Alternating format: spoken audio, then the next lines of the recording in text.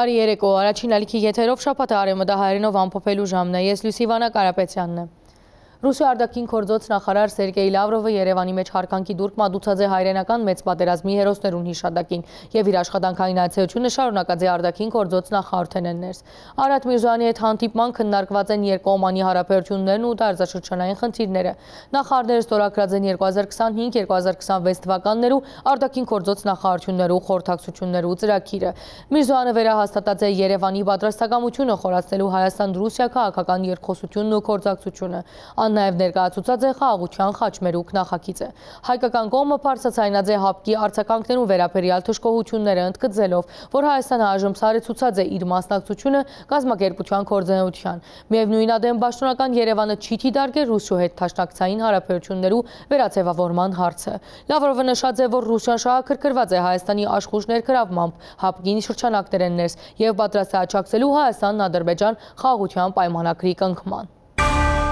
Ռուսիա արտաքին գործոց նախարար Սերգեյ Լավրովի Հայաստան աշխատանքային այցելությունը սկսավ հաղթանակի զբոսայգի մեջ հարկանքի դուրք մատուցելով հայրենական մեծ պատերազմի հերոսներու հիշատակին։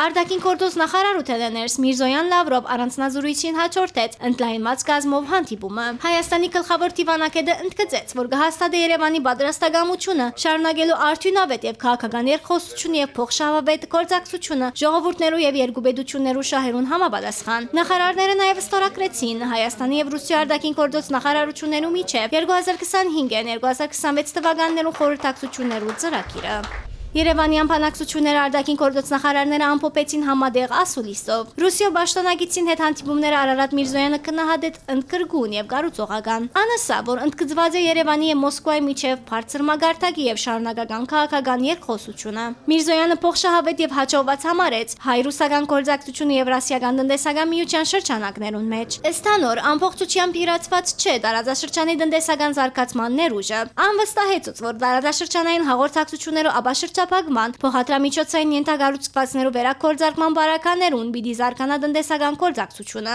Միրզոյանը դեղեկացուց, որ այս զիրեն ներս ռուս գործընկերոջը անգամ եւս ներկայացուցած է խաղաղության խաչմերուկ նախագիծը։ Այս այցը անմիջական շփումները լավ հնարավորություն է տալիս նաեւ քննարկելու զգայուն հարցերը, որոնք ուզում են մեր հասարակություններին, եւ այս տեսանկյունից կարեւոր է օրինակ միգրացիոն ոլորտում նկատելի փոփոխությունները, դրանց քննարկումը,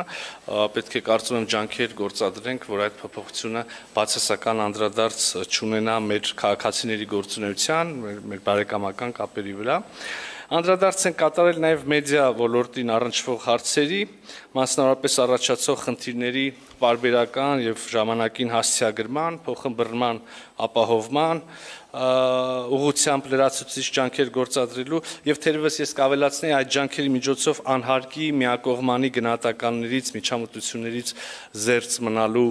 կարևորությունը։ Հայաստանի եւ Ադրբեջանի միջև խաղաղություն եւ միջերկրական հարաբերություններու հաստատման համաձայնագրի կնքման հարցի մեջ Երևանը ունի հետեւողական դիրքորոշում։ Լավրովի հետ հանդիպման Ադեմ Միրզոյանը հույս հայտնեց, որ Հայաստանի եւ Ադրբեջանի միջև համաձայնագրի կնքման նպատակը կրնա ոչ շատ հերու ապակային յանքի կոչվիլ։ Չնայած այս ճանապարհին առկա բոլոր դժվարություններին եւ մարտահրավերներին, Հայաստանը հաստատակամ է եւ շարունակում է ջանքեր գործադրել տարածաշրջանում կայուն խաղաղություն հասնելու համար եւ մեր համոզմամբ սա համապատասխանում է մեր անմիջական հարևանությամբ գտնվող բոլոր երկրների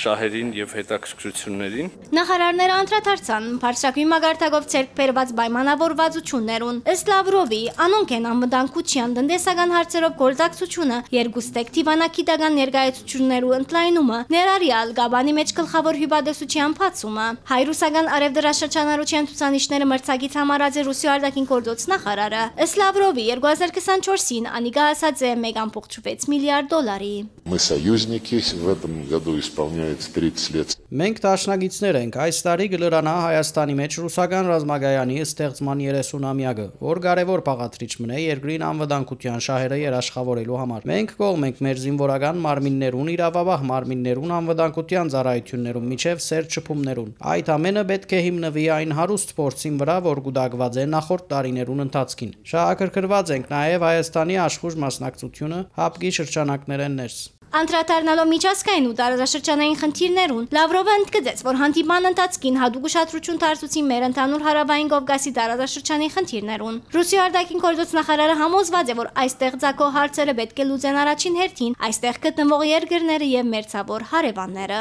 Не имеем ничего против. Որևէ առումով թեմ չենք, որ արտադարձաշրջանային պետությունները, ինչ որ նաև նախադեсված է գործող համաշխարհային գործելագերբի մեջ, իրենց հարաբերությունները զարգացնեն այստեղ գտնվող երկրներուն հետ։ Այն ընկալմամբ, որ նման գործակցությունը ուղղված չլա տարածաշրջանի մեջ լարվածության, ըստեղծման կամ այդ երկրներու շահերուն արհամարման, ընդդեմ աշխարհակահաղական խաղերու համար, եւ որ ադիգա որևէ դեղ լավ արդյունքի չէ հանգեցուցած։ Մեր դիրքորոշումը հետեւյալն է. բացենք գործակցելու բոլոր անոնց հետ, որոնք պատրաստ են ադիգա անել ազնվորեն, առանց որևէ թաքցված օրագարկերու։ Մեր այս մոդեցման համահունչ հաստատեցինք, որ Ռուսիան պատրաստական է աբակային եւ ըսաճակցելու Երևանին եւ Բաքվին հասնելու լիարժեք խաղաղության եւ համացայնության, գնքելով խաղաղության պայմանագիր եւ համագողմանիորեն աբաշրջափակելով տնտեսական ու փոխադրամիջոցային ենթակառուցվածքները, սահմանազատելով ու սահմանակցելով pedagogan սահմանը։ Այս գործընթացներուն գուր հիմքը Ռուսիա-Հայաստան-Ադրբեջան ամենեն բարձր մագարտակով պայմանավորվածություններու համարիրն է, որոնք ձեռք բերված են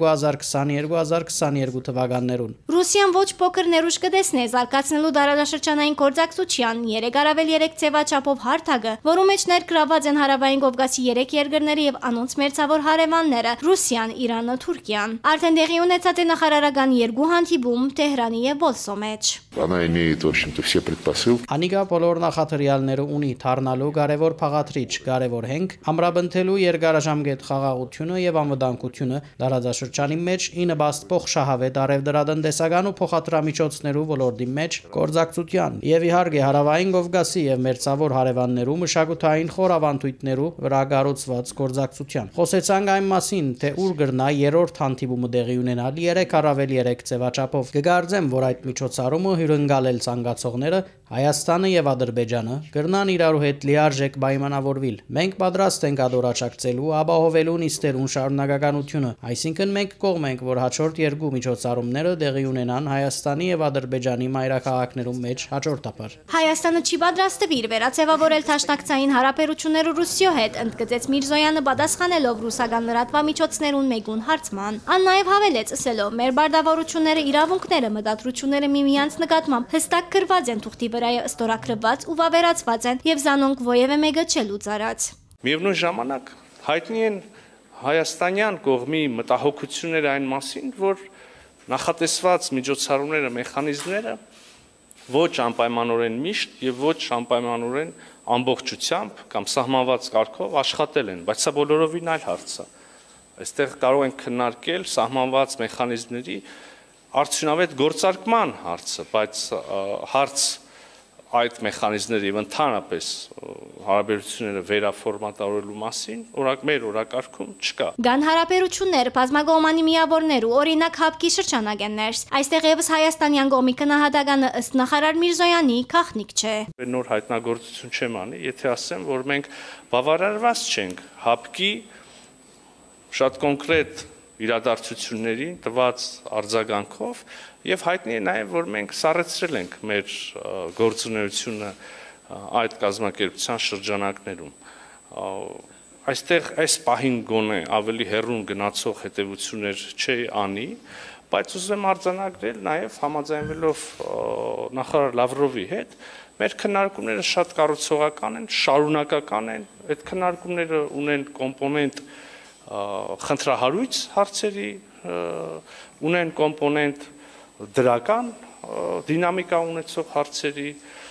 առողջ գործընկերային հարաբերություններ եւ առողջ գործընկերային քննարկումներ։ Անդրադառնալով այն հարցին, թե 2022-ին, երբ Ադրբեջանը հարձակեցավ Հայաստանի վրա, ինչու Ռուսիան կորցանկանի մեջ համարժեք արձագանք չտվավ, կատարելով պայմանագրային բարդավորությունները, Սերգեյ Լավրովը պատասխանեց. համարժեք արձագանք ասելով չեմ գիտեր ինչ նկատի ունիք, մեր բարդավորություններ են փոխող արձագանքը, որ կհամապատասխաներ հապկի մեջ մեր պայմանագրային բարդավորություններուն եղավ անմիջապես։ ОДКБ во главе с генеральным. Հապկի փաստահավաք առաքելությունը իրավիճակին ծանոթանալու համար ուղևորվեցավ թեպի վայր։ Ներկայացուց արդյունավետ զեկույց մը հստակ եւ կորձնական առաջարկություններով, որ պետք է ՀԱՊԿ-ի դիտորդներու առաքելություն ուղարկել այնտեղ իրավիճակը գայունացնելու համար։ Այդ հարցը նույն տարվան հոկտեմբերին քննարկվեցավ Երևանի մեջ ՀԱՊԿ-ի քակատնաժողովի ընթացքին։ Ատկի առաջ անոր վրա աշխատեին ՀԱՊԿ-ի երկրներու արտաքին գործոց եւ պաշտպանության նախարարները։ Անոնք կխմբակրեին առաջարկները, որոնք ներկայացուցած էր ՀԱՊԿ քարտուղարությունը։ Մենք հասանք ընդհանուր հայտարարի ամբողջ բովանդակության վերաբերյալ եւ անիգա ներկայացվեցավ պետություններու ղեկավարներու քննարկման, բայց տարբեր պատճառներով հայկական կողմը առաջարկեց հետաձգել։ Ընդհանուր հայտարար չեղավ։ Մենք տվինք մեր համաձայնությունը, իսկ որոշ ժամանակ անց հայտարարվեցավ Եվրոպական միության առաքելության մասին, իսկ Փրագի մեջ հայտարարվեցավ այն մասին, որ Լեռնային Ղարաբաղի պատկանելիության հարցը պիտի որոշվի Ալմա-Աթայի հռչակագրի հիման վրա, որուն համաձայն Լեռնային Ղարաբաղի ինքնավար մարզը Ադրբեջանի մաս է։ Ադիգա բավական անսպասելի էր, քանի որ 2020 թվականի նոյեմբերին հրաթաթարի մասին երագոմ հայտարարութենեն գիտակցաբար դուրս թողված էր Լեռնային Ղարաբաղի պատկանելիության հարցը։ Բարիացական պայմանավորվածություն կար, որ Լեռնային Ղարաբաղի հարցը ենթակա է երկրներու միջև հետագա համաձայնեցման, բայց տեղի ունեցավ այն, ինչ տեղի ունեցավ։ Ես չեմ վիճարկեր մեր հայ բարեկամներուն հնարավորությունը քննադատելու այն ժամանակ որևէ մեկուն ցուցաբերած դիրքորոշումը, բայց ես նշեցի, թե մենք ինչ հրած ենք, իսկ իրավիճակը ավելի խոր հասկանալու համար հիշեցի, որ 1 տասնյակ տարի է ավելի երկար տևեցին բանակցությունները, որոնք Երևանի նախկին վարչակազմերու մասնակցությամբ դարվեցան եւ քանի անգամ ըսվեցավ, որ ահա հասած ենք պայմանավորվածության, բայց հետո այդ պայմանավորվածությունները փլուզվեցան։ Միրզոյանը հիշեցուց, որ 2022-ի օգոստոսին ռուսական կողմը միջնորդական առաքելություն առաջարկած էր, Հայաստանը ընդունած էր այն, Ադրբեջանը ոչ, իսկ սեպտեմբերին դեղի ունեցավ Չերմուկի ուղղությամբ հարձակում եւ Հայաստանի սահմանները խախտվեցան։ Հայաստանը դեղյակ պահեց իր ռազմական դաշնակիցներուն Ռուսիան եւ ՀԱՊԿ, որոնց արձագանքը Հայաստանի համար գոհացուցիչ չէր։ Հետո Փրագի մեջ տեղի ունեցավ քարագոմ հանդիպում, ուր կողմերը հաստատեցին 1991 թվականի Ալմա-Աթայի հռչակագրով սահմաններու հաստատման հարցը։ Ինչ վերաբերում է այս հարցում Լեռնային Ղարաբաղի խնդրին, ապա Հայաստանի Հանրապետության դիրքորոշումը տարիներ շարունակ եղել է չկիսված որևէ միջազգային գործընկերոջ կողմից, այդ թվում նաև հարկ եմ համարում այս պահին հիշեցնել, որ Ռուսաստանի Դաշնությունը բարձրագույն մակարդակով ընդգծել է Լեռնային Ղարաբաղի պատկանելությունը Ադրբեջանին, Հայաստանի Հանրապետությունը չի վիճարկում այս մոտեցումը, Հայաստանի Հանրապետությունը կրկին ուզում եմ առիթից օգտվել եւ ասել, որ ճանաչում է Ադրբեջանի տարածքային ամբողջականությունը Ալմաթայի հռչակագրի վրա, հիման վրա եւ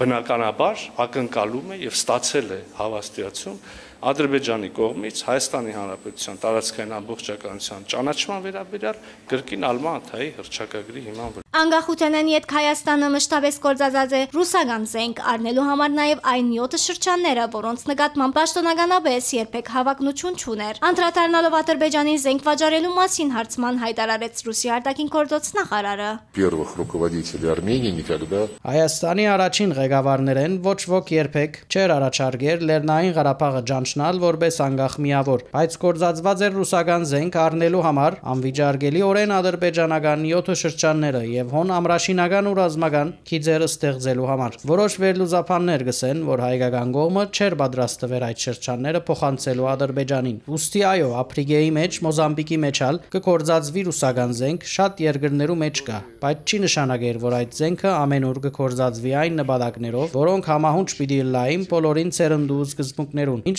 կվերապերի այն բանին, որ վճարված է, բայց զենք չէ մատակարարված, մենք այդ դրվագը այսօր պիտի քննարկենք։ Գարկավորած ենք այդ հարցը, այդ վճարումները փոխանցված են այլ նպատակներու։ Այս ծիրեններս ագասություն չկա։ Ինչ կվերապերի Լեռնային Ղարաբաղին, անգամ եւս պիտի ասեմ, մեզի ոչ ոք կրնա փնովել մեղադրել։ Վերջին 20 տարիներուն ռուսիո նախագահները առաջ կմղեին լուծում, որ գաբահովեր արդար մոդեցում խաղաղ բանակցություններու միջոցով 7 ադրբեջանական շրջաններ են վերադարձնել 5-ը որպես առաջին քայլ, միջանկյալ փուլին պահպանել Քելբաջարի եւ Լաչինի շրջանները, որոնք կաբահովեին Հայաստանի հետ գաբը այն ղարքավիճակով, որ գար։ Լեռնային Լեռնային Ղարաբաղի ղարքավիճակի վերջնական լուծումը թողել հետագա դարիներուն, փաստորեն խոսքը այն մասին էր, որ հետաձգվի եւ թողվի աբակա սերունդներուն։ Ադիգակուցե որոշ բանով ավելի լավ էր, քան այն, ինչ հիմա ստացվեցավ։ Այո, ընդրության իրավունքը իրագործվեցավ, հրաժարելով այն բանացևեն, որ նշեցի։ Չեմ տեսներ որևէ պատճառ Հայաստանի ուկրաինացման համար, Հայաստանը մեր թաշնագիցն է, մեր ընկերն է, շարունակեց Լավրովը, անդրադառնալով հարցին, թե Ռուսիան կհայտարարի, որ Եվրամիության միանալու գործընթացի մեկնարկը Հայաստանի ինքնիշխան որոշումն է, сагայն որոշ ռուս պաշտոնյաներ զսկուշացումներ կհնչեցնեն Հայաստանի, այսպես ասված, ուկրաինացման վերաբերյալ։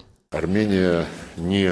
объявляет Հայաստանը ռուսաց լեզուն, ռուսական մշակույթը անօրինական չի հրճագեր, օրինական իրավունքներեն չի զրգեր ձակումով ռուսերը եւ անոնք, որոնք բարձաբես կուզեն ռուսերեն խոսիլ։ Հայաստանի մեջ ընդունված չեն օրենքներ, որոնք կարգիլ են այդ ամենը։ Այդ օրենքներուն ցանկը մենք փոխանցեցինք մեր ընկերներուն։ Որևէ դեղ, որևէ երկրի մեջ, որևէ լեզվի արգելք չկա։ Խոսքը ոչ pedagogan լեզվի մասին է։ Եթե այդ լեզվով խոսողները քու երկրիդ բնակիչներն են։ Մենք բարձեցինք, որ Հայաստանի մեջ արգելված չէ ադրբեջաներենը։ Իմիջե այլոց Ադրբեջանի մեջ ներառյալ Ղարաբաղի սահմանադրությամբ արգելված չէ հայոց լեզուն, իսկ Ուկրաինայում մեջ ռուսերենը արգելված է, Իսրայելի մեջ արաբերենը արգելված չէ, արաբական երկրներում մեջ եբրայերենը արգելված չէ։ Ուկրաինան բացառիկ պետություն մնե այդ առումով։ Ինչ կվերապերի ուկրաինացման մասին, ապա նշեմ, որ Հայաստանը քաղաքագիր երկիր է։ Անդրադառնալով ռուս ուրակրողի հարցման, թե Երևանը հայտարարած է, որ գցկտի Եվրոպական միության անդամակցության, սակայն Հայաստանի արևդրաշրջանառությունը գլխավորապես Ռուսիայի եւ Եվրասիական միության հետ է, ինչպես Հայաստանը կպատրաստվի համադեղել Եվրասիական միության եւ Եվրոպական միության համագարկը, նախարար Միրզոյանը նշեց, որ Հայաստանը Եվրամիության անդամակցելու թիմում չէ ներկայացուցած եւ այդ ուղղությամբ բանակցություններ չեն վարել։ Պաշտոնական այցելությամբ Հայաստան եկած էր Կիպրոսի ներկայացուցիչներու բալադի նախագահ Անիտա Դիմիտրիուն։ Ասկայն ժողովեն ներկայացած համատեղ ասուլիսին ընթացքին խորհրդարանի նախագահ Ալեն Սիմոնյանը հայտարարեց, որ հայկական կողմը առաջարկած է Կիպրոսի հետ հարաբերությունները ռազմավարական համագործակցության մակարդակի բարձրացնել, որուն ալ կիպրական կողմը թրական արձագանքած է։ Սիմոնյանը ընդգծած է, որ Կիպրոսը վստահելի գործընկեր մնե Հայաստանի համար միջազգային բոլոր հարթակներուն վրա։ Իր հերթին Անիտա Դիմիտրիուն վերահաստատած է Կիպրոսի աջակցությունը Հայաստանի եվրոպական համագրման գործընթացին, նշելով, որ պաշտոնական Նիկոսյան պատրաստ է շարունակելու գործուն աջակցությունը նաև խաղաղության հաստատման եւ մարդու իրավունքներու պաշտպանության հարցերուն մեջ։ Հայկական կողմը առաջարկած է Հայաստան-Կիպրոս հարաբերությունները բարձրացնել ռազմավարական համագործակցության մակարդակի, որուն կիպրական կողմը թրական արձագանքած է։ Այսպես հայտարարած են ազգային ժողովի նախագահ Ալեն Սիմոնյանն ու Կիպրոսի ներկայացուցիչներու բալադի նախագահ Անիտա Դիմիտրիուն համատեղ ասուլիսի ընթացքին։ Դա միջպարլամենտական համագործակցության ավելի սերտ մակարդակի մասին է խոսում եւ մենք պարլամենտի ղեկավարներս քննարկելիս ռազմավարական գործընկերությունը առաջին հերթին դա նկատում են, իսկ մանրամասները ենթադրում են իրար հետ համատեղ շահերի եւ համատեղ մարտավարության ձևավորում եւ համատեղ աշխատանքներ բոլոր միջազգային հարթակներում, այլ ավել մանրամասներ այս պայմանությամբ չեմ կարող բացահայտել, դա ենթադրում է նաեւ կոնկրետ փաստաթղթերով սահմանված փոխհարաբերակցության ձևաչափերի ֆիքսում, արձանագրում, ստորագրում, խորացում, միջպարլամենտական բարեկամական խմբերի համագործակցության մակարդակի փոփոխություն եւ այլ։ Կիպրոսը Հայաստանի համար վստահելի գործընկեր մնե եւ անցավ Դիմիտրիուն բազմիցս միջազգային հարթակներու վրա հանդես եկած է ի պաշտպանություն Հայաստանի, շարունակած է Ալեն Սիմոնյանը։ Մենք այն հարթակներում, որտեղ իմ գործընկերը ներկայացված է, ունենք երկու խոսափող, այսինքն մենք երկու անգամ ավել ենք ներկայացված եւ ինչի համար եւ ես Տիկին Դիմիտրիին եւ մեր բարեկամ Կիպրոսին շատ շնորհակալ եմ եւ պետք է ասեմ, որ Հայաստանը նույնպես մշտապես Կիպրոսի կողքին է եւ Կիպրոսի ժողովրդի կողքին է եւ Տիկին Դիմիտրիին ես տեղեկացրեցի նաեւ մեր այն իրավիճակի մասին, որը այսօր կա կապված Հայաստանի եւ Ադրբեջանի միջև խաղաղության համաձայնագրի հետ եւ վստահ եմ, որ խաղաղության հաստատման ճանապարհին Կիպրոսը իր ներդրումը կունենա, ինչպես անցյալում ունեցել եւ ինչպես մշտապես աջակցել է այդ խնդրին։ Հայաստանը նույնպես իր կողմից մշտապես աջակցել է եւ աջակցելու է Կիպրոսի խնդրին եւ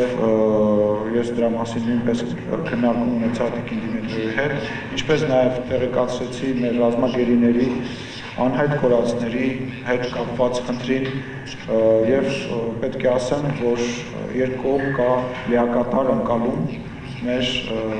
շահերի լիակատար համընկնում, որի համար եւս մեկ անգամ շնորհակալ եմ։ Հայաստան, Հունաստան, Կիպրոս երագոմ ձևաչափով գործընկերության զարգացման զուգահեռ պետք է զարգ դալ նաև երկկողմանի հարաբերություններու խորացման, քանի որ Կիպրոսն ու Հայաստանը նույն արժեքներու եւ սկզբունքներու գրողներ են։ Երկար տարիներ կբայքարին նույն իրավունքին համար, ընդգծած է Անիտա Դիմիտրիուն։ Φίλος πρόεδρος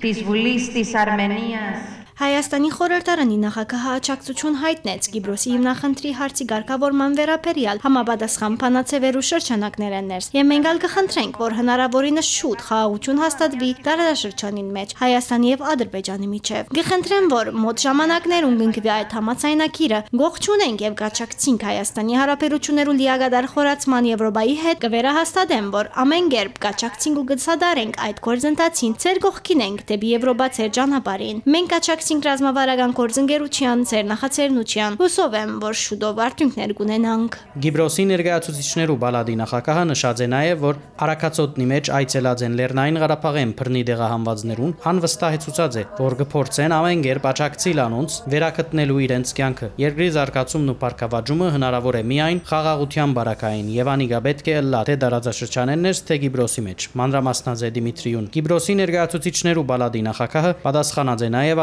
Ադրբեջանի մեջ պահվող քերիներու եւ շինձու թադավարության վերաբերյալ հարցման, ընդգծելով, որ Կիպրոսի եւ Հայաստանի դիրքորոշումները նույնական են։ Մենք չենք կրնար համաձայնել այն ամենուն, ինչ կհագաթրվի միջազգային իրավունքին ու մարդկային իրավանց։ Եվ ադիգա մեր սկզբունքային դիրքորոշումն է յուրաքանչյուր հարցի շուրջ, շեշտած է Դիմիտրիուն։ Բաշտոնյան ընդգծած է, որ 2025 թվականին նման դրսևորումներու հանդիպիլը անթույլատրելի է։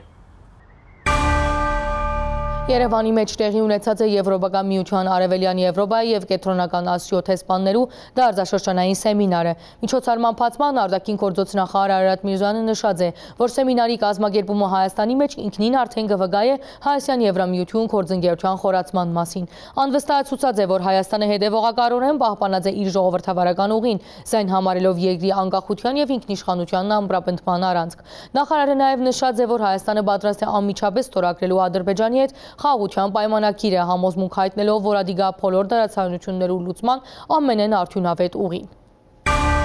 Հայաստանը կհետևի Եվրամիության մեջ արգա անվտանգային երկընտրանքներուն եւ քննարկումներուն, այն ընտրություններուն, որոնց արժեվ կանգնած է Եվրամիությունը։ Եվրոպական միության Արևելյան Եվրոպայի եւ Կենտրոնական Ասիո տեսփաններու տարածաշրջանային սեմինարին ունեցած ելույթի մեջ նշեց արտաքին գործոց նախարար Արարատ Միրզոյանը։ Այս քննարկումը տեղի կունենա ժամանակաշրջանին, որ կփնորոշվի հետաքրքրական զարգացումներով եւ փոփոխություններով, ինչպես նաեւ բազմաթիվ անորոշություններով։ Ես ասիգա գցեմ ոչ միայն Հայաստան Եվրամիություն երկկողմանի գործընկերության գենսունակ զարգացման գծով, այլ նաև հաշվի առնելով համաշխարհային եւ տարածաշրջանային միտումները, ինչպես նաև Եվրոպական միութենեն ներս արգա անվտանգության երկընտրանքները։ 4 տարի առաջ խառնածին պատերազմի պայմաններում մեջ Հայաստանը հաջողեցավ իրականացնել լիովին ազատ եւ ժողովրդավարական ընտրություններ, ընդգծեց Միրզոյանը եւ հայտարարեց, որ որոշ իմաստով ժողովրդավարությունը մեզի համար դարձած է ոչ միայն պետության կառավարման ցեփ, այլ նաեւ երկրի անկախության եւ ինքնիշխանության ամրապնդման հյունասյուներ են մեկը։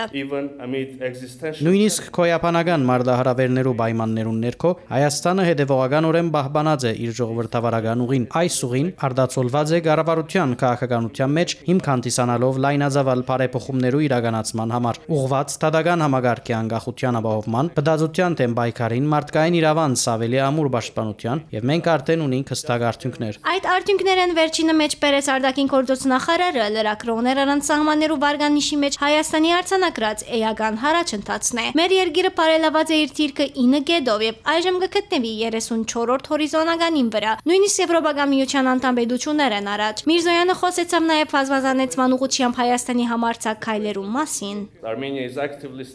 Հայաստանը աշխուժորեն կամրապնդե իր ռազմավարական հարաբերությունները Միացյալ Նահանգներուն հետ։ Հունվարին մենք ստորագրեցինք Ամերիկայի Միացյալ Նահանգներու հետ համապարփակ ռազմավարական գործընկերության կանոնագարքը, ինչ որ նշանավորեց պատմական հանգրվան մեր գործակցության մեջ։ Մենք նպատակ ունենք զարգացնելու այս հարաբերությունները նաև Ամերիկայի նոր վարչակազմի նորոգ, որում մասինալ կվգայեմ բարձր մագարտակի պաշտոնյաներու շարունակական կառուցողական կառավարության շփումները։ Մեր երկիրը նաև աշխույժ քայլեր գցերնարգ է Եվրոպական միության անդամ պետություններուն հետ ռազմավարական գործընկերությունը ընդլայնելու ուղղությամբ։ Միրզոյանը մատնանշեց Նիդերլանդներուն հետ ունեցած արդյունքները երկու երկրներու միջև ռազմավարական գործընկերության հրճագակրի ստորագրումը, ապա անդրադարձավ Միացյալ Թագավորության հետ ռազմավարական երկխոսության։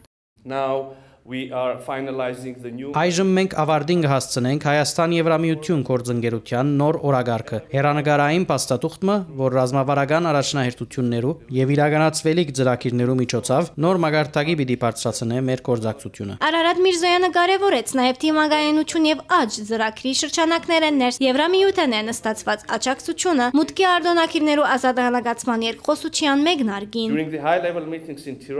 Անցյալ շաբաթ Տիրանայի մեջ կայացած բարձր մագարտակի հանդիպման ընթացքին Եվրոպական խորհրդի նախագահ Անտոնիո Կոշտան եւ անձնաժողովի նախագահ Ուրսուլա ֆոն դեր Լայենը հրավիրեցին վարչապետ Փաշինյանը այցելելու Բրյուսել, քննարկելու թե ինչպես կրնանք ավելի հարստացնել օրագարկը։ Անհրաժեշտ են ստեղծարար լուծումներ, դուրս գալով ավանդական մոդեցումներու շրջանակներեն։ Ադոնք օրինակ կրնան ներառել ինքնավար արևդրային միջոցներու գիրառման հնարավորություն, Հայաստանին օտարերկրյա դեղեկատվական ցերնածություններու եւ միջամտություններու թեմ բայկարի կորձիկներով օժդելը, ինչպես նաև ուժեղացնելու մեր ընդհանուր թիմագայունությունը, խառնածին սպառնալիքներու թեմ եւ այլ գործնական քայլեր։ Ներկայիս Եվրոպական միությունը ներգրավված է Հայաստանի անվտանգային օրագարկին վրա։ Եվրոպական միության մշտաթի դարկման առաքելության դեղագայում են իբեր եւ մենք կողջ ունենք առաքելության լիազորության երկարացումը։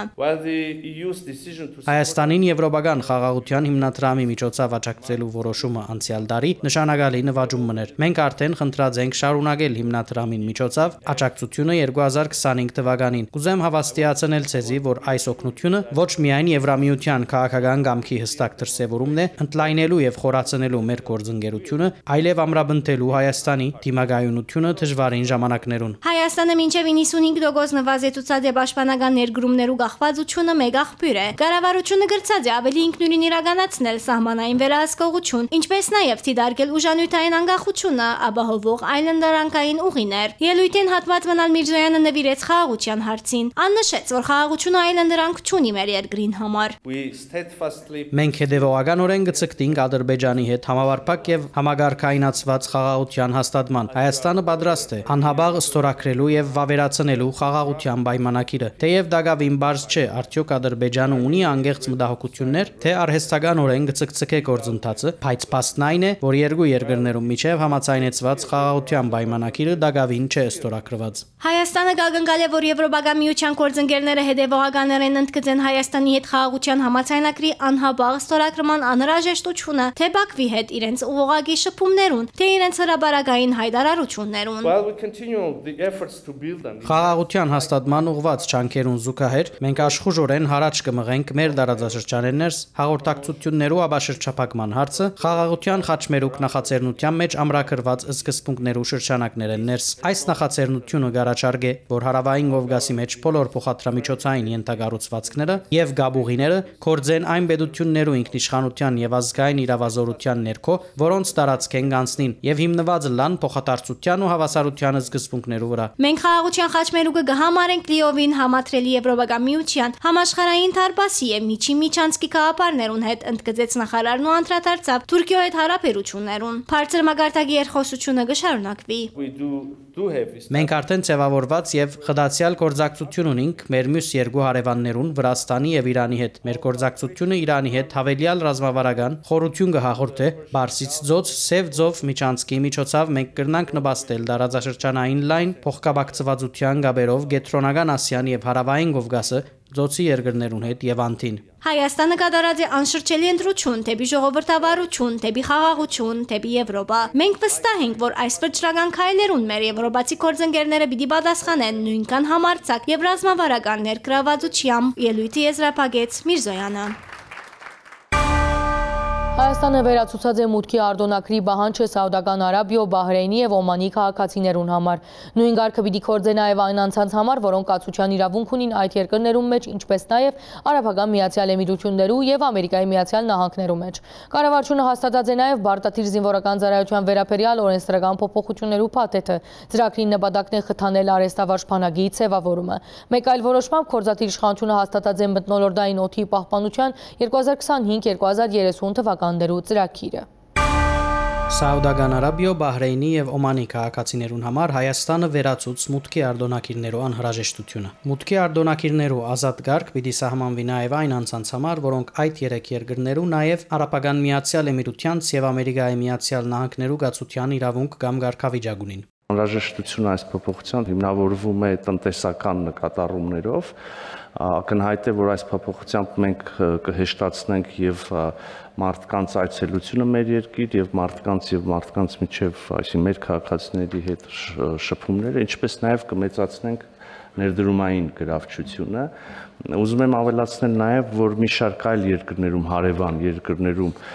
ովքեր ունեն որոշակի տնտեսական զարգացվածության մակարդակ, արդեն իսկ նման ռեժիմ ունենք, այսինքն արտոնագրային ռեժիմ չունենք։ Կորզաթիր իշխանությունը հաստատեց քաղաքացիական պայմանագիր խմբակցության պատգամավոր Հայկ Սարգսյանի առաջարկած օրենսդրական փաթեթը, որում վերաբերյալ կառավարությունը ունի առաջարկներ ու դիտողություններ։ Պատգամավորը առաջարկեց սահմանել 24 ամիսեն բագաս ժամկետով բարդատիր զինվորական ծառայություն անցնելու հնարավորություն, 1 ամիսով ծառայություն անցնելու բարակային 20 միլիոն, 6 ամսվա բարակային 15 միլիոն դրամ pedagogan կանցարանին վճարելու պայմանով։ Առաջարկված է բարդատիր զինվորական ծառայություն անցնելու առավելագույն տարիքը 27-ի փոխարեն սահմանել 37 տարեկան։ Առաջարկված է նաև մինչև 18 տարեկանը բոլորելը, մինչև Հայաստանի քաղաքացիություն ստանալը, այլ բեդութեներս զինվորական ծառայություն չանցած կամ 1 տարի է բագաս ժամկետով ծառայություն անցած քաղաքացիներուն համար 24 ամսյա ծառայության ժամկետը փոխարինել 12 ամիսով։ Այդ ժամկետով ծառայության չզորագոչվելու դիմաց նախադեսել 2.5 միլիոն դրամ վճարելու բարդավորություն։ Առաջարկված է նաև մինչև 16 տարեկանը բոլորելը Հայաստանի քաղաքացիություն դուրս գալու համար Արագան սերի քաղաքացիներու թիմումի pedagogan դուրքը սահմանել 15 միլիոն դրամ։ Նախարարը ներկայացուց իրենց առաջարկները։ Կրճատ ժամկետով ծառայությունը սահմանել 1 ամսվա դեպքում 24 միլիոն դրամ եւ 4 ամսվա դեպքում 18 միլիոն դրամ։ Յուրաքանչյուր զորակոչի հայտարարման մասին կառավարության որոշման մեջ սահմանել տվյալ զորակոչին համապատասխան կրճատ ժամկետով ծառայություն անցնելու դիմումների առավելագույն քանակը եւ դիմումների ներկայացման կարգ։ 37-ի փոխարեն Կորզաթիր իշխանությունը առաջարկեց բարդատիր զինվորական ծառայության առավելագույն տարիքը նախադեսել 32 տարեկան։ Պաշտպանության մասին օրենքի մեջ նախադեսել մինչև 16 տարեկանը բոլորելը Արագան սերի քաղաքացիներու պետության նկատմամբ 15 միլիոն դրամի հանրային իրավական դրամական բարդավորություն։ Նախկինում հնարավորություն ունեցող բազմաթիվ քաղաքացիներ, իսկ այդ թիվը հազարների մասին է, ես ազգային անվտանգության նկատառումներից ելնելով կոնկրետ թվեր չեմ նշի, բայց այսօր Հայաստանում շատ ծնողներ իրենց երեխաներին զրկում են Հայաստանի քաղաքացիությունից, որպեսզի նրանք չծառայեն հայոց բանակում։ Կետերից մեկը 4-րդ կետը վերաբերում է դրան։ Այսինքն սա մեծ հնարավորություն է տալու, որ այն քաղաքացիները, ովքեր անվտանգությունից ելնելով Որդու անվտանգությունից ելնելով փորձել են տարբեր ճանապարհներով բանակից ազատվել, ունենան հնարավորություն իրենց որդուն բոլորի հետ հավասար մեր զինված ուժերում գոնե կրճատ ժամկետով ծառայության ուղարկելու։ Նախարարին խոսքով առաջարկները քննարկված են նախագծի հեղինակ պատգամավորին հետ։ Փաթեթը հարաճիգային պիտի մտնի խորհրդարանի օրագարկ։ Ես ճիշտ եմ հասկանում, որ կառավարության կողմից ներկայացված առաջարկությունների մեկ սկզբունքային առանձնահատկությունն այն է, որ յուրաքանչյուր զորակոչի դեպքում կառավարությունը համապատասխան սահմանաչափ կհայտարարի եւ սա նաեւ թույլ կտա գնահատել այս միջոցառման արդյունավետությունը կամ կառավարելային ռիսկերը, որոնք կարող են առաջանալ նման շատ զգայուն, ինչպես դուք նշեցիք, եւ էական փոփոխությունների պարագային։ Այս կետը մեզ համար սկզբունքային էր այն առումով, որ չնայած բարեփոխումը նպատակ ունի զորակոչիկների թիվը ավելացնել եւ տարբեր ճանապարհներով զորակոչից խուսափելու հնարավորությունները սահմանափակել, ընդհանուր ամբողջությամբ արգելափակել, որպեսզի այն գումարները, որոնք տարբեր ուղիներով հոսում են տարբեր տեղեր, դրանք մտնեն պետական գանձարան եւ նույն ժամանակ մեծ հնարավորություն տան մեծացնելու պրոֆեսիոնալ բանակի հնարավորությունները եւ թվականակը։ Այն ժամանակ էր, որ մեր կողմից ընդունվեց Պաշտպան հայրենիաց ծրագիրը, որը ենթադրում է, որ այն ժամկետային զինծառայողը, որը 5 տարով պայմանագիր կկնքի Պաշտպանության նախարարության հետ, ծառայությունից հետո կստանա նաև 5 միլիոն դրամ պարգևավճար։ Եվ այստեղից էլ այս թվերը, խոսքը վերաբերում է 18 եւ 24 միլիոն դրամ կառավարության առաջարկությունների, որը ենթադրելու է, որ հնարավոր կարճ ժամկետով ծառայելու պարագայում, երբ գումար կվճարեն պետական բյուջե, դրա միջոցով մենք կարողանանք 5 տարի շարունակ 2 պայմանագրային զինծառայողի եւ աշխատավարձ վճարել եւ նաեւ վճարել այն 5 միլիոն դրամ պարգևավճար, որը ստանձնել է կառավարությունը։ Յուրաքանչյուր զորագոչի առաջ կառավարությունը պետք է սահմանե թվականակը, թե ինչ թիվով երիտասարդներ կգրնան օգտվել այս հնարավորությունեն։ Այս առաջարկով ըստ Սուրեն Բաբիկյանի բոլոր հնարավոր վտանգներն ու մտահոգությունները կփարադին, կդառնան կառավարելի։ Ճիշտ եմ հասկանում, որ մենք սահմանում ենք 3 ժամկետ ծառայության համար պարտադիր, 24 ամիս, 4 ամիս եւ 1 ամիս, եւ եթե այո, նաեւ ուզում եի հասկանալ ինչի հենց 1 ամիս եւ 4 ամիս, ոչ թե 6 ամիս եւ 12 ամիս օրինակ։ 24 ամիսը օրենքով սահմանված Հայաստանի քաղաքացու պարտավորություններն են, իսկ կրճատ ժամկետները վերաբերում են, դուք ճիշտ նկատեցիք, 1 ամիսը նվազագույն պատրաստության համար, որպեսզի քաղաքացին տիրապետի օգտվել զենքից եւ տարական զինվորական կանոններ, որովհետեւ այս երիտասարդները, ովքեր այդ հնարավորությունը կստանան, միևնույնն է գրանցվելու են պահեստազորում, ի տարբերություն զարտուղի ճանապարհով ազատվող այլ քաղաքացիների։ 4 ամիսը դա ուսումնական զորամասի չափաքանակն է, որտեղ պիտի անցնեն ուսումնական process, այսինքն ովքեր կօգտվեն այս ծրագրից, ուսումնական զորամասից զատ այլտեղ ծառայություն չեն իրականացնելու։ Հաստատված է մթնոլորտային օդի պահպանության 2025-2030 թվականներու համալիր միջոցառումներու ծրագիրը։ Ըստ նախագծին հառաջիկա 5 տարիներում պետք է ձեռք բերվին օդի մշտաթի դարկման անշարժ գայաններ, շարժական տիդագայան։ Տարալուծարանը պիտի վերազինվի օրգանական աղդոդիչներու կամ փոշիի մեջ ծանր մետաղներու ավելի ճշգրիտ տվյալները ստանալու համար։ Օրենսդրութենեն մինչև վարչարարություն խստացում նախարար Սիմիտյանը նշեց նախադեсվող միջոցառումները։ Պիտի հիմնվի նաև հղման տարալուծարան։ Երևանում օդի աղտոտվածության վերաբերյալ տարբեր միջոցներով տվյալներ ենք ստանում, որոնք գործատության մեջ անգամ միջազգային ստանդարտներով հաստատված չեն, բայց ամեն դեպքում նման լաբորատորիան մեզ նաև կօգնի այս սարքերի ճշգրտությունը եւ մեր ձեռք բերված սարքերի շարունակական ճշգրտությունը ապահովել։ Շուրջ 714 միլիոն դրամ հատկացվեցավ 15 համայնքներու 33 ծրագիրներու տրամական օժանդակության համար։ 2025-ին կառավարությունը արդեն դրամատրած է 5 միլիարդ 46 միլիոն դրամ ծրագիրներու օժանդակության համար։ Պետական եկամուտներու Կոմիտեի նախագահին քննադատմամբ ստվերային եկամուտներու ծավալը կկազմե 200-ին 300 միլիարդ դրամ։ Էդուարդ Հակոբյանի հիշեցուցած է, որ ընդամենը քանի մը առաջ ստվերը Հայաստանի տնտեսության մեջ կկազմեր 35-ին 40%։ Այսօր անիկա մոտավորապես 20%-ի շրջագայքն է։ Առաջին 4 ամիսներու պետական դարեհաշվի մուտքերուն անդրադառնալով Հակոբյանը նշած է, որ աճը կազմած է 14.5%, հավաքագրված է 948.7 միլիարդ դրամ։ Մանրամասնությունները տեսանյութին մեջ։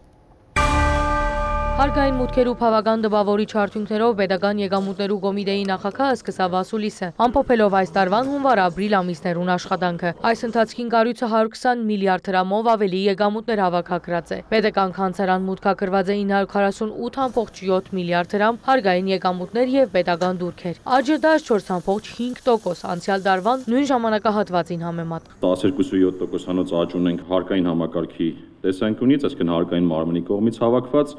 եւ 25.3% աճ ունենք մաքսային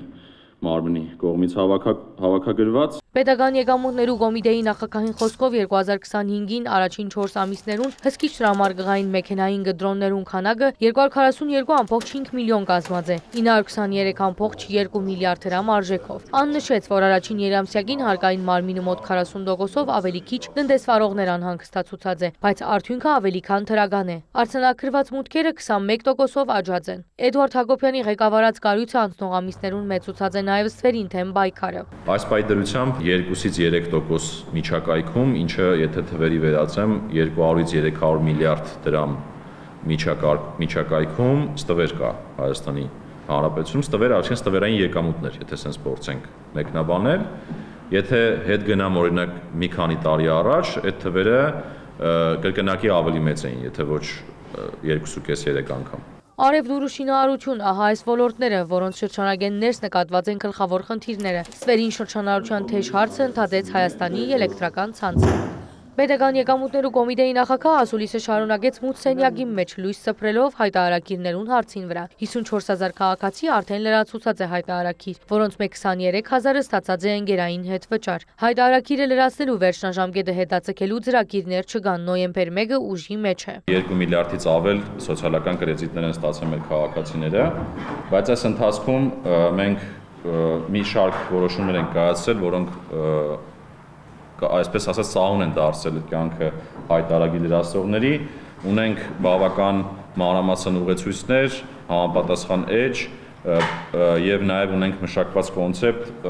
հայտարարագրման նոր հարթակի, բայց նաեւ միաժամանակ փոփոխություններ են կարել, գիտեք այդ 300,000 շեմի մասին, որը հնարավորություն է տվել ավելի հանգիստ լինել հայտարարագրերը լրացնելիս, ունենք ժամկետների որոշակի փոփոխություններ հայտարարագրերը լրացնելիս, որը բխում են իրականացման քարտերի հասանելիությունից։ Էդվարդ Հակոբյանը խոսեցավ նաև այլ բարեփոխումներում մասին։ Դրամական հաշիվներու փոխանակման համակարգի փորձնական կորձարկումեն մինչև թրոշմավորման նոր համակարգ ու թվայնացման բարեփոխում։ Հերթը փտածության թեմ պայքարիններ։ Պետական եկամուտներու կոմիտեին այս հարցի մեջ անողոք է։ 9 առերևույթ հանցակի մասին արդեն հաղորդումներ են կազմել եւ տվել, դրանց մասով քրեական վարույթներ կան, բացի այդ 16 ծառայական քննություն ենք իրականացրել, որոնց մեջ խիստ նկատողություն 6 աշխատակցի, նկատողություն 9 աշխատակցի, նախազգուշացում 1 աշխատակցի, նաև նույնիսկ ազատում ունենք աշխատակիցների։ Ապա հերթը լրագրողներու հարցումներուններ, հարգային մարմինեն հետաքրքրվեցան, թե ինչ քայլեր կցերնարկվին Վրաստանի տարածքեն կոնյակի արտահանման հետ կապված խնդիրներուն առնչությամբ։ Փորձում ենք հասկանալ, թե ինչումն է խնդիրը, որ նման փորձակնություններ են իրականացվում։ Այս պահի հիմնական մեկնաբանությունը նա է, որ դա ստանդարտ մաքսային ընթացակարգերով իրականացվող փորձակնություն է, երբ որ ոնց որ ես էի նոր ասում, որ մենք ենք իրականացնում, երբ որ ռիսկ է տենում մաքսային համակարգը կամ մաքսային աշխատողը, որ պետք է ինչ-որ ապրանքի վերաբերյալ ուսումնասիրություն անի, իհարկե այդ մեկնաբանությունը դեռ բավարար չէ, որ խնդիրները խորը հասկանանք, դրա համար հիմա կառավարությունում ավելի մանրամասն քննարկում ենք մեր գործողությունները, ընդհուպ միջև ամենաբարձր մակարդակով քննարկումներ։ Էդվարդ Հակոբյանը համաձայն չէ ձևակերպման հետ, թե հարգը փեր է։ Անիգան ներդրում է լրագրողներին ընդհատեց կառույցի ղեկավարն ու անդրադարձավ փոքր եւ միջին ցերնարկադիրության ոլորտի հարգային բարդավորություններու մասին թշկողություններուն։ Մեր գնահատմամբ ավելի շատ աղմուկներ են։ Ինչու, որովհետեւ միգուցե դրույքաչափերը բարձրացել են,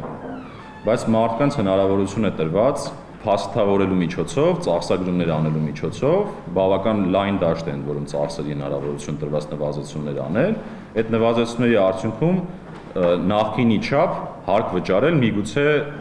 նաև նախկինից քիչ հարկ վճարել։ Պետական եկամուտներու կոմիտեին նկատել տվավ, որ փոքր եւ միջին ցերնարկադիրությունները թաքցելու շատ բան ունին, գույք հակրում չեն իրականացնել, ինչ որ կասկածներ կհարուցանե։ Էդվարդ Հակոբյանը կոչ ուղեց անոնց տվերեն դուրս գալու եւ կորձակցելու, հարցնչեց նաեւ թե կառույցը խոշոր կորձարներուն հարգային ահաբեկչության կենթարկե։ Ես եւս մեկ անգամ վստահեցնում եմ, որ չկա նման շանտաժ եւ տերոր, չի լինելու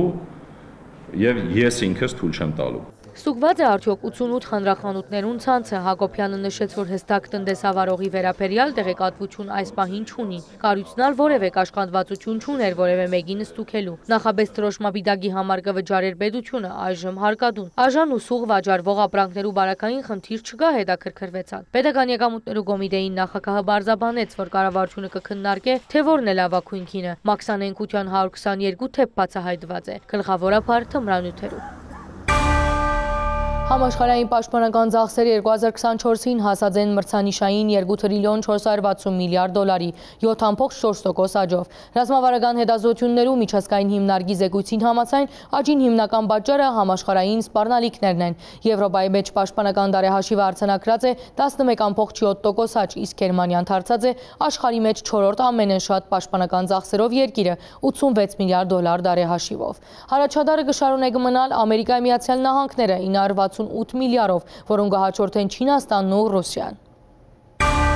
Սպառնալիքները ամբողջ աշխարհին կստիպեն պետություններուն մեծնել պաշտպանական ծախսերն ու ավելցնել քնումները։ Ռազմավարական հետազոտություններու միջազգային հիմնարկը հրաբարակած է պաշտպանական ծախսերու եւ քնումներու միտումներու զեկույցը, ըստ որուն համաշխարհային պաշտպանական ծախսերը 2024 թվականին հասած են 2 տրիլիոն 460 միլիարդ դոլարի, 2023 թվականի 2 տրիլիոն 240 միլիարդի թիմաց։ Իրական աճը 2024 թվականին կազմած է 7.4%, 2023 թվականին 6.5%, 5% եւ 2022 թվականին 3.5%-ի թիմաց։ European defense spending increased for the 10th Եվրոպական պաշտպանական ծախսերը վերջին 10 տարվա մեջ ավելցած են, աճելով գրեթե 12%-ով։ Ուշադրության կենտրոնին են արդիականացումը եւ տրամաքլուխի վերածումը։ Դարեհաշվային հատկացումները վերջին 10 տարվա մեջ գրկնագի ավելցած են, 15 են հասնելով միջինը 30%-ի։ Աշխարհի վրա շատ բան փոխվեցավ Դոնալդ Թրամփի Ամերիկայի Միացյալ Նահանգներու նախագահ ընտրվել են իդ կսած ռազմական վերլուծապանը։ Ներսիսյանի խոսքով Եվրոպան առնվազն հարաճիգա 4 տարվա մեջ Միացյալ Նահանգներն նախկին ծավալով աջակցություն չստանար, Ուկրաինան նույնպես։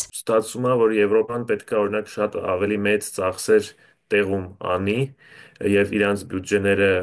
պետք է աճեն եւ մենք այդ տենդենսը արդեն տեսնում ենք վերջի 2 տարում ահագին փոփոխություն է եղել։ Նույնը կարելի է ասել բոլոր մնացած պետությունների մասին, որովհետեւ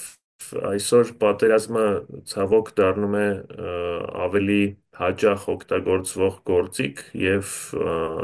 շատ պետություններ այդ գործիքին սկսում են դիմել։ Ըստ զեկույցին համաշխարհային պաշտպանական ծախսերը անցյալ տարի կազմած են համախառն ներքին արդյունքին 1.94%-ը։ Եվրոպայի պաշտպանական ծախսերը 2024 թվականին իրական արտահայտությամբ աճած է մինչև 11.7%։ 2023-2024 թվականներուն Գերմանիո պաշտպանական տարեհաշիվը 23.2% իրական աճ զայնթարցուցած է աշխարհի 4-րդ ամենեն մեծ պաշտպանական տարեհաշիվ ունեցողի երկիրը 86 միլիարդ դոլարով։ Հարաճադարը ինչպես արդեն երկար տարիներ է Ամերիկան է 968 միլիարդ դոլար տարեհաշվով։ Հաջորդը Չինաստանը 235 միլիարդ եւ Ռուսիան շուրջ 146 միլիարդ դոլարով, ուր աճը 2023-ի համեմատ 41.9% է։ Պետք է հասկանալ, որ այդ մեծ բյուջեն ամերիկական կապված է մի քանի պատճառների հետ։ Առաջինը իրանք շատ մեծ նավատորմ ունեն եւ 10 հատ ավիանոսец ունեն իրանց նավատորմի մեջ, դա մենակ հենց իրանց կիրառելու ծախսը շատ մեծ է, բացի դրանից շատ մեծ քանակի զորքեր ունեն երկրից դուրս, շատ մեծ ցանց տարբեր բազաների ռազմական եւ պետք չի մոռանալ, որ պրոֆեսիոնալ բանակը ԱՄՆ-ում ու մեծ թվով բավականին բարձր աշխատավարձներով ծախսերը բավականին բարձր են հենց ԱՄՆ-ի բանակի հետ կապված, զենք ու զինամթերք արտադրելն է թանկ, դրա համար այդ ուղիղ համեմատությունը բյուջեների մեկ-մեկ այդքան էլ լավ ձեզ չի թույլ տա հասկանալ, թե որ բանակը ավելի ուժեղ է պատրաստված կամ ավելի ճիշտ է շարժվում։ Պաշտպանական տարեհաշիվները բավական աճած են նաև Ասիա խաղաղ Օվգանոսյան տարածաշրջանին մեջ, հասնելով 5.4%-ի։ Հետազոտական հիմնարկի փորձագետները այս աճը նաև կպայմանավորեն Չինաստանի պաշտպանական ծախսերու 7% ավելցումով։ Փորձագետ Լեոնիդ Ներսիսյանը բանակներու մարտունակության ալկանտրատար նաև գարցանակրե, որ աշխարհին մեջ այս պահուն թերևս ամենեն մարտունակ բանակները Ռուսիա եւ Ուկրաինա բանակներն են, հաշվի առնելով աշխուժ մարտի թաշտեններ ցերկ բերած ահրելի փորձը։ Ըստ Ներսիսյանի առնվազն 5 տարի այս երկիրները գրնան գուտագած փորձը որպես առավելություն դիտարկել ու ներկայացնել։ Փորձագետին գնահատմամբ Հայաստանի բարակային նույն պատկերն է, ինչ աշխարհին մեջ։ Լուրջ կտրուկ աճ ռազմական ծախսերի եւ եթե մենք համեմատենք օրինակ 2019 թվի հետ, մինչեւ կոവിഡային տարին եւ մինչեւ պատերազմի մենք կսեսնենք, որ 3 անգամից ավել է արդեն բյուջեն աճել, 3 անգամ մոտավորապես 3 անգամ, եթե 25 թիվը 19 թվի հետ համեմատենք, Ադրբեջանն էլ ահագին բարձրացրել իր ռազմական ծախսերը անցած տարի եւ 2025 թվի համար, դրա համար տենդենսները այդ իմաստով համապատասխանում են աշխարհի տենդենսներին, Հայաստանում կարելի է մեկ էլ նշել, որ բավականին եթե վերցնենք տոկոսը ՎՎՊ-ից 5%-ի կողմերն է ռազմական ծախսերը, որ շատ բարձր է համարվում եւ եթե նկատել եք օրինակ Դոնալդ Թրամփը ուզում է որ ՆԱՏՕ-ի անդամները հենց այդքան ծախսեն, բայց երևի գրեթե այս պահին որևէ ՆԱՏՕ-ի անդամ ներառյալ Ամերիկային 5% չի ծախսում, 4% մաքսիմում։ Շատ երկրներ հիմա կփորձեն աշխուժացնել սեփական ռազմաարդյունաբերությունը, նշած է ռազմական փորձագետը։ Այժմ շատ պետություններ կենտրոնացած են հրետանային արգերու արտադրության վրա, կփորձեն ավելցնել զրահային սարքավորումներու եւ հրետանի արտադրությունը։ Ըստ Լեոնիդ Ներսիսյանի ավելցած է նաեւ բադվերներու քադագը եւ բադվիրադու երկիրները հաջող ստիպված կլան դարիներով սպասելու։ Պետություններու ուշադրության կենտրոնին մեջ է բարձր արհեստագիտությամբ հագեցած զենք, զինամթերքը, խոսքը թրջող սարքերու, ռոբոտներու, դարբեր ծրագրային ապահովումներու եւ բնականաբար արհեստական բանականության մասին է, որոնց զարգացումը անընդհատ գործընթաց մնե։ Աշխատանքի համար մենք պատրաստած էինք այս կանը, շարունակեցեք հետևել առաջին ալիքին մինչ հաջորդ շաբաթ։